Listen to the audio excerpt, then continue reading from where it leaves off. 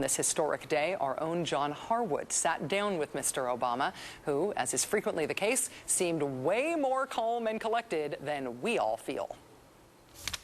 Tomorrow you're going to give a speech and talk about your economic stimulus package. Looks like it's going to be at the high end of your range, around $775 billion.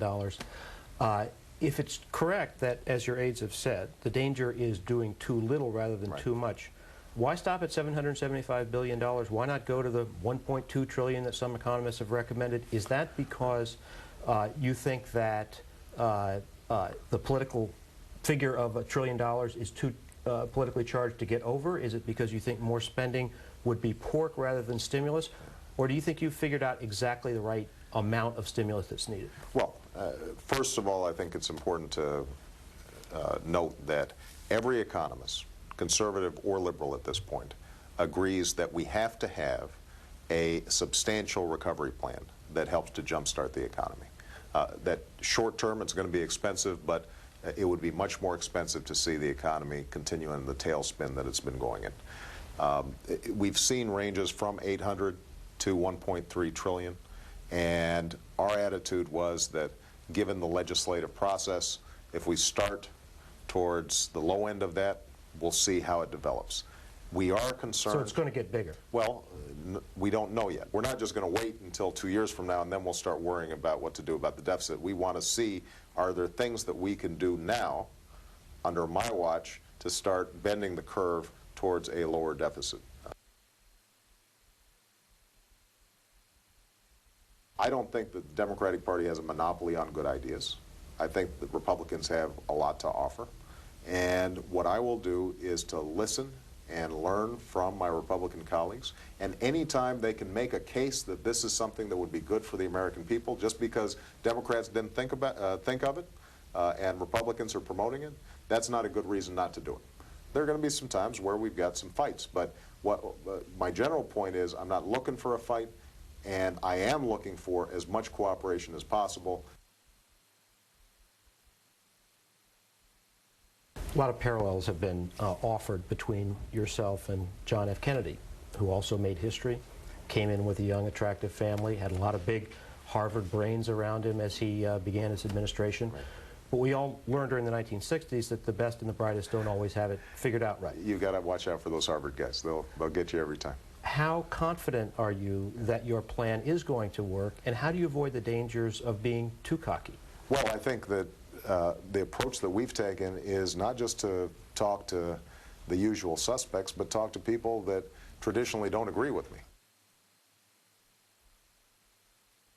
When we were on vacation in Hawaii, I was greatly discouraged from going body surfing.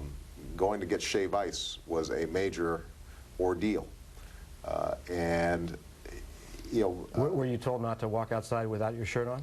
Well, I learned of that after the first day.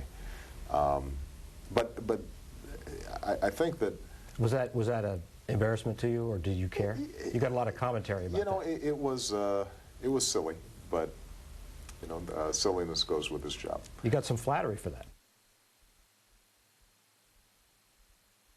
You were saying that it looks like you're going to win the tussle to keep your BlackBerry. I don't know that I'll win, but I'm still fighting it. But here's the point I was making, I guess, is that it's not just the flow of information. I mean, I can get somebody to print out clips for me, and I can read newspapers.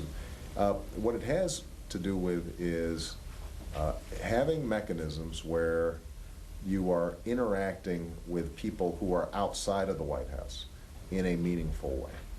And I've got to look for every opportunity to do that. Ways that aren't scripted, ways that aren't controlled, ways where you know, people aren't just complimenting you or standing up when you enter into a room, ways of staying grounded. And if I can manage that over the next 4 years, I think that will help me serve the American people better, because I'm going to be hearing their voices. They're not going to be muffled as a consequence of me being in the White House. Joining us now is CNBC's chief Washington correspondent, John Harwood, also of the New York Times. John, congratulations on this interview with the president-elect. Thanks for joining us. Thanks, Rachel. You interviewed then-Senator Obama on the campaign trail a number of times, as well as this interview today. What differences do you see in him now between him as a candidate and him as president-elect? Well, I'm a little more struck right now, Rachel, by the similarities, which is you're talking about a very confident guy. You know, I was asking him about the dangers of being too cocky, and he said he was humbled by the challenges facing him. But this is someone with a lot of self-assurance taking into that job. He seems very comfortable in his abilities, his approach to the job. He's expressing a little bit more desire for outreach to the other side than sometimes you heard in the campaign, certainly than you heard during the primary portion of the campaign. And I think he is trying very clearly to build on this opening that he's got with Republicans. You know, some strikingly optimistic or positive-sounding words from Mitch McConnell in the Senate, even John Boehner in the House of Representatives, suggesting that they may be able to do a little business, at least in this stimulus package, when Republicans don't seem to want to go against the president-elect who's at 80% in the polls. On the issue of economic policy, so much of political strategy on dealing with economic crises is projecting confidence. Markets want to know that the government has a good plan, a deliberate plan. They know what they're doing. Does he seem in command of this just as policy subject matter?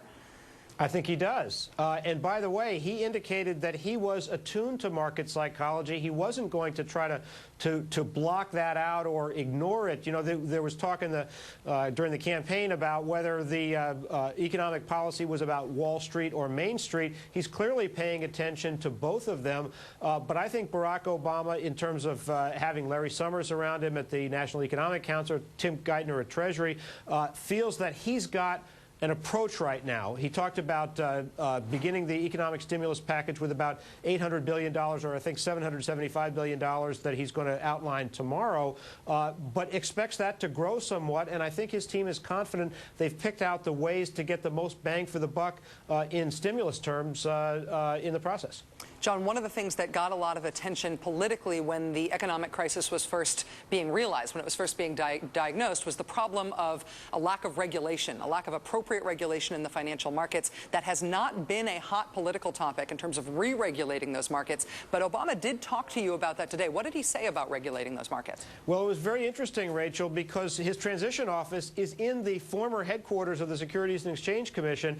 He said that over the next few weeks or month or two, he's going to propose a substantial rewrite of the financial regulation, doing something about this crazy quilt of agencies that do different things that have splintered up responsibility. He talked about a global component to that, so that he wants to have his framework out before he goes to London for the G20 on April 2nd. You remember, Rachel, late last year, President Bush hosted a meeting in Washington where you had some pressure from Europe. Angela Merkel, Nicolas Sarkozy of France, both saying we need some sort of global regulatory structure. Barack Obama indicated that he may be somewhat more receptive to that idea than President Bush was. John Harwood of CNBC and the New York Times. It's really nice to have you on the show tonight. Congratulations again, John. Hey, thanks, Rachel.